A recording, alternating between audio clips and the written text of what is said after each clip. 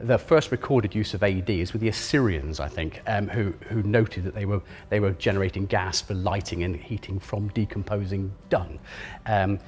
And one of the first commercial exploitations was actually in Exeter back in the sort of 1800s, where all the Exeter streetlights were powered by anaerobically digested methane from the sewers. So Exeter's got this amazing underground network of catacombs. So actually all the streetlights were there. So it's been around for a long time. It's been around as long as there's been biology. So the bugs are very ancient that produce the gas. They're a species called Archaea, which predate bacteria, interestingly enough, and they originate from hydrothermal vents. So the biology's always been around, and there are millions of installations in developing countries like China and India where you have these little families who basically have very, very simple processes, which could be something as basic as a dustbin, or that they put in the dung from their pigs, and it's enough for them to light and heat. So it feels like AED's been around forever, but actually in terms of refining the process, very little has been done on a commercial basis.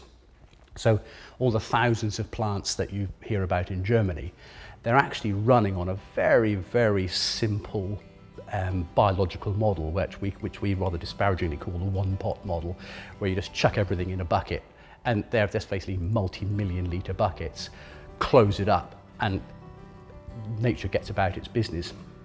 It's fine if you've got plenty of money and plenty of room, but for Britain and for the farms that we're going to be deploying on, you need a much more compact, much more aggressive process, which is what our thermophillic process with our advanced controls gives us.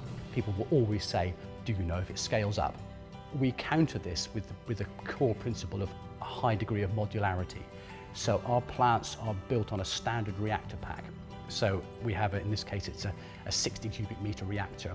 We use the same reactor size for all our processes, and we just fit it out differently depending on what job it's going to do. By having a constant reactor size, if we need to make a bigger system, then all we do is we add on more reactor modules. And we absolutely know that each reactor will have the same operational parameters, so we know that it will scale because everyone is the same. And because of the modularity, it means also that we have the opportunity to reconfigure.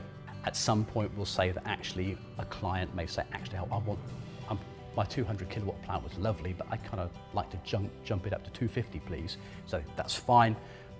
Bolt on 2 more vessels, and you're up to 250.